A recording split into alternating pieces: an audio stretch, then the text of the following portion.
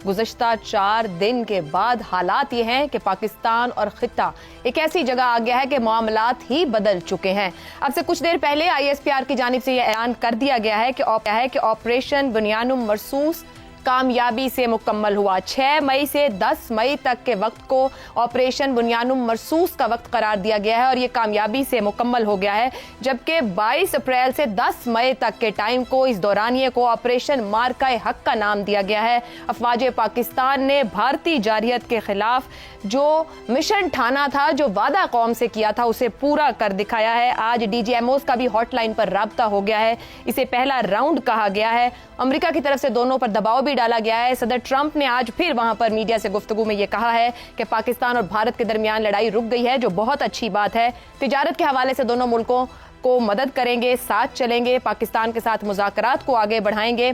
बार बार reiterate America की तरफ से किया जा रहा है। पाकिस्तान और भारत के कायदीन के गैर मुतज़लज़ल रवैये को भी ट्रंप वहां अप्रिशिएट कर रहे हैं, लेकिन पाकिस्तान की अफवाज ने जो कहा वो कर दिखाया है। ऑपरेशन मार्का हक था या फिर ऑपरेशन बुनियानुम मरसूस था, उसकी कामयाबी का ऐलान कर दिया गया, यानी जंग खत्म हो चुकी है। पाकिस्तान की फतह को दुनिया भर में तस्लीम किया जा चुका है। 4 दिन की इस जंग को दुनिया की जंगी ही नहीं, सिफारती और सियासी तारीख में भी भरपूर तरीके से याद रखा जाएगा। वहीं दूसरी तरफ ये 4 दिन पाकिस्तान बल्कि जनूबी एशिया के बारे में भी बाज अहम ज़ाविये और हक़ाइक़ सामने लाए हैं। इस जंग में पाकिस्तान को अस्करी ही नहीं बल्कि अखलाकी बरतरी भी हासिल रही, जो जंग बंदी तक कायम रही।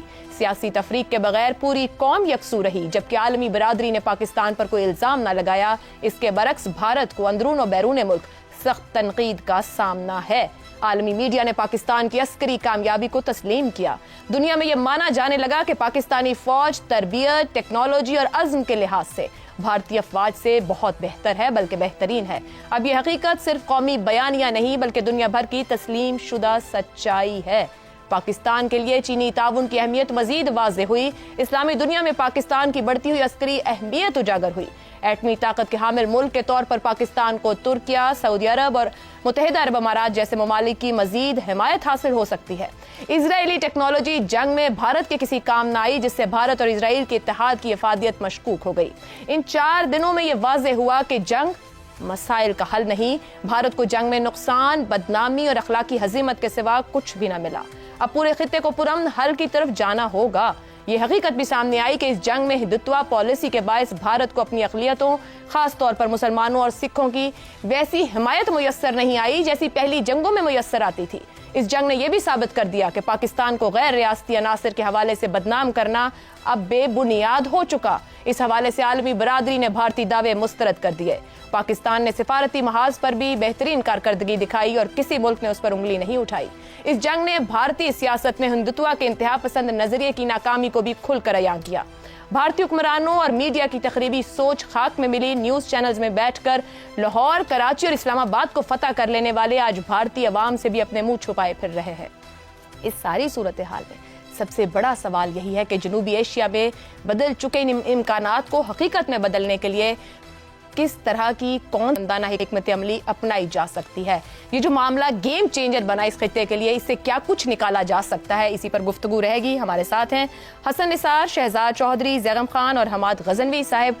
गुफ्तगू के लिए आगाज करेंगे इस सवाल से। सवाल इस तरह से, पाकिस्तान सियासी लीडरशिप की सिफारती अस्करी क़यादत की कामयाब हरबी हिकमत अमली 4 दिनों ने जनूबी एशिया में क्या कुछ तब्दील करके रख दिया। हसन निसार साहब, दुनिया भर के अखबार, ममालिक, सबकी नजरें इस खित्ते की तरफ हैं। पाकिस्तान, भारत, कश्मीर, इसी पर बात हो रही है।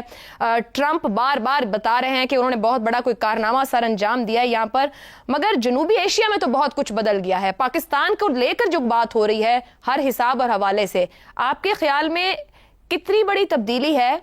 क्या आप इसको किस तरीके से देखते हैं? कहाँ कहाँ पर इससे फायदे उठाए जा सकते हैं?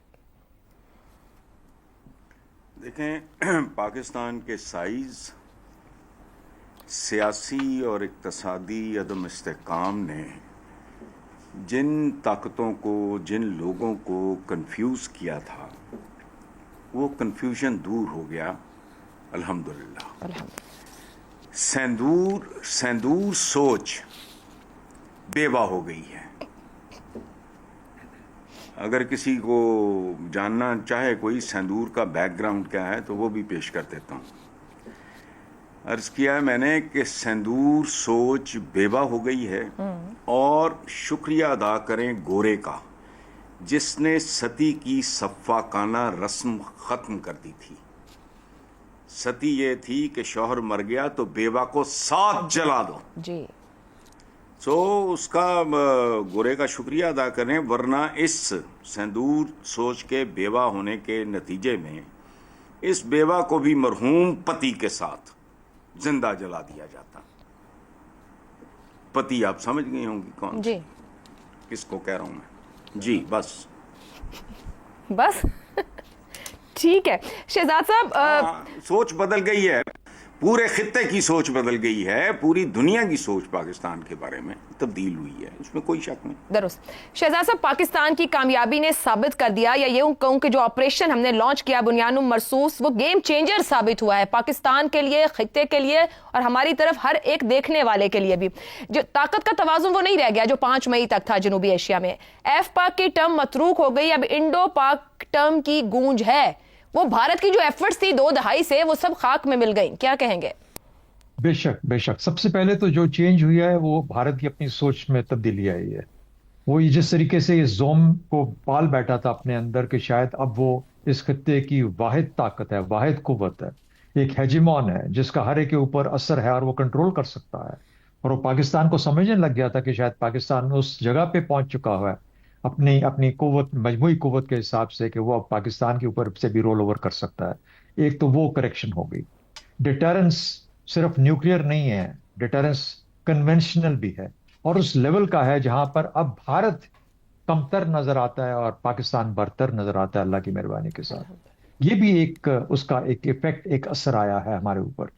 پاکستان کی افواج قابل بھی ہیں اور بہادر بھی ہیں اور بہت زیادہ ٹرینڈ بھی ہیں، اور ان کے پاس جو اپنا سامان ہے، ہر سامان حربی، اس کو بہترین انداز سے، بہترین طریقے سے استعمال کرنے کا ان کو طریقہ بھی آتا ہے، اور اس کے لیے ٹریننگ بہت بہترین ہے ان لوگوں کی.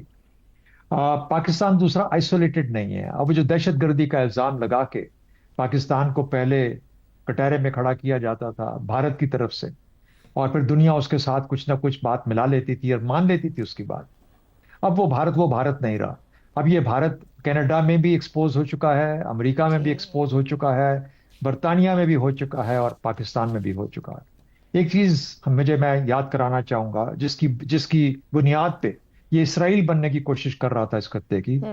کوئی 2000 کی جو پہلا دہائی تھی، تو 2003 4 5 کے اندر جب عراق پہ حملہ ہوا تو امریکیوں نے ایک ٹرم نکالی، رسپانسبلٹی ٹو پروٹیکٹ. یعنی وہ اگر حملے کا جواز ڈھونڈتے تھے کسی دوسرے ملک پہ تو کہتے تھے رسپانسبلٹی ٹو پروٹیکٹ، ہم وہاں کے لوگوں کو جو کہ ہمارے ساتھی ہیں ان کو بچانے کے لیے ہم حملہ کریں گے. یہ ان کا ایک ایروگیٹڈ جسے کہتے ہیں کہ انہوں نے خود اپنے اختیار میں یہ لے لیا اس چیز کو، یہ اس اصول کو. اسی کو اسرائیل لے کے چلتا رہا ابھی تک، اور ابھی تک چل رہا ہے. بھارت نے اسی کا ایک اور تجربہ کرنے کی کوشش کی، بھول گیا کہ رسپانسبلٹی ٹو پروٹیکٹ کے ساتھ ایک رسپانسبلٹی ٹو ڈیفینڈ بھی ہوتا ہے. اور وہ جو رسپانسبلٹی ٹو ڈیفینڈ ہے اس کی پھر کوئی حدود نہیں ہے پاکستان جیسی ریاست کے آگے. 25 کروڑ عوام کی ریاست چھوٹی ریاست نہیں ہوتی. پاکستان کی ملٹری طاقت جس درجے پہ زیادہ مرضی اس وقت بیٹھی ہو، اس کی مجموعی قوت ایسی ہے کہ اس کا اثر ہم سب کو نظر آتا ہے. 2 چیزیں پازیٹیو جو آپ نے کہا کہ اس کو استعمال کر کے ہم آگے کیسے نکل سکتے ہیں. پہلی بات، لیسنز ٹو لرن. میں اس کے اوپر ڈیٹیل میں نہیں جاؤں گا، اس کے اوپر بہت ساری بحث ہوگی آنے والے دنوں کے اندر. لیکن جہاں پہ ایک نئی جنگ کی ایک نو اور ایک ہمیں کیفیت کا اندازہ ہوا کہ نئی جنگ کس طرح کی ہوگی. یہ مجموعی جنگ ابھی نہیں تھی. جب اس کو خدا نہ خواستہ اگر کسی کو سب کو مجموعی طور پر ملا دیا جائے، یہ سب کچھ ہوا جو 4 دنوں کے اندر ہوا اور ایک ہی وقت میں کر دیا جائے، تو آپ اندازہ لگائیے کمپلیکسٹی اس جنگ کی کتنی زیادہ بڑھ جائے. اس جنگ کو مینج کرنا، اس کو کنٹرول کرنا، اس کو چلانا آگے پھر ایک بہت بڑی ذمہ داری ہوگی جو بھی اس وقت کے لیڈران ہوں گے. تو اگر ہمیں کچھ سیکھنا ہے تو ہمیں یہ سیکھنا ہے کہ ابھی تو آج ہم نے فیزز میں کیا نا، پہلے یہ کریں گے، پھر اس کے بعد یہ کر لیا، پھر یہ کر لیا، پھر فائنلی ہم نے اوفینسو کر لیا.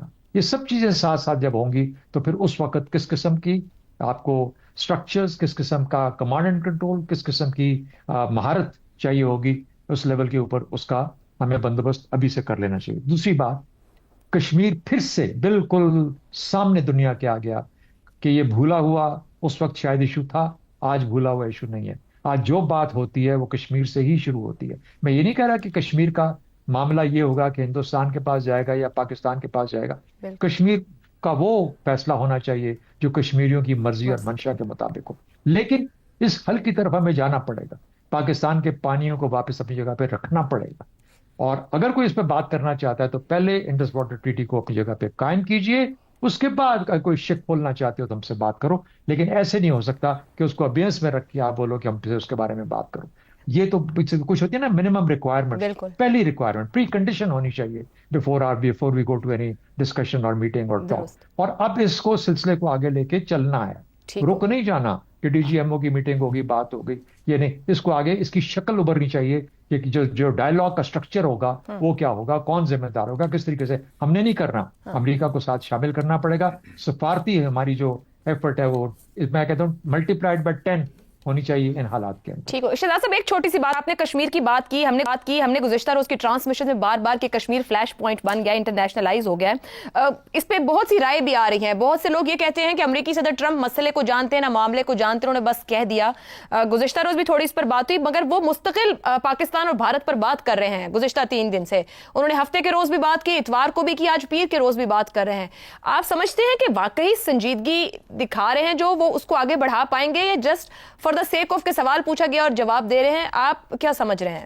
عائشہ، میں ہمیشہ سے سمجھتا ہوں کہ پاکستان کی سفارتی ایفرٹ اس چیز پہ بہت کمزور رہی ہے، اور اس کی وجہ یہ ہے کہ خدا نخواستہ ان میں کمی نہیں ہے کسی قسم کی، لیکن ایک طریقہ ہوتا ہے کسی چیز کو ڈیل کرنے کا۔ میری نظر کے اندر ہم بہت ہی کنزرویٹو سفارتی طریقہ لے کے چل رہے ہیں، ایسا طریقہ جو کہ شاید 1960 میں تو کام کرتا تھا لیکن آج کے دن میں وہ کام نہیں کرتا۔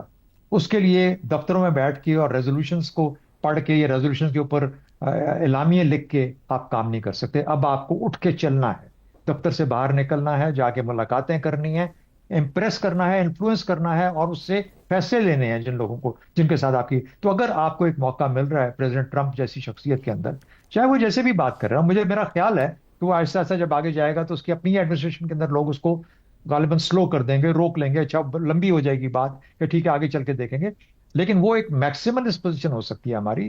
لیکن اس سے پہلے 2-3 اور چیزیں ہیں جن کے اوپر ہم نے معاملات کو طے کرنا ہے۔ بلوچستان ہے، بالکل خیبر پختونخوا کے اندر دہشت گردی ہے۔ میرا مطلب ہے کہ آپ بات کو لے کے چلو آگے، دیکھو کیا کیا اس میں سے مل سکتا ہے۔ سملرلی کشمیر اور ہر چیز کے اندر، پانی ہو، دہشت گردی ہو، کوئی بھی چیز ہو جس کو وہ دہشت گردی کہتے ہیں، تو وہ اس کو ختم کرنے کا ایک ہی طریقہ ہے کہ کشمیر کا کوئی حل نکالو تاکہ کشمیر کا مسئلہ کسی طریقے سے حل کر لیا جائے، چاہے وہ جو بھی بنتا ہے۔ مشرف کا فارمولا ہے، فلانی چیزیں ہیں جو ساری کی ساری لوگوں نے ایکسیپٹ کی ہوئی ہیں پہلے، لیکن بعد میں معاملات خراب ہو گئے۔ جو کوئی بھی رستہ نکالیں لیکن اس کو حل کرنا پڑے گا تاکہ باقی چیزیں اپنی جگہ پہ بیٹھ جائیں، ٹھیک اور یہ ایک نارمل خطے کے طور پہ آگے جا سکیں ہم لوگ۔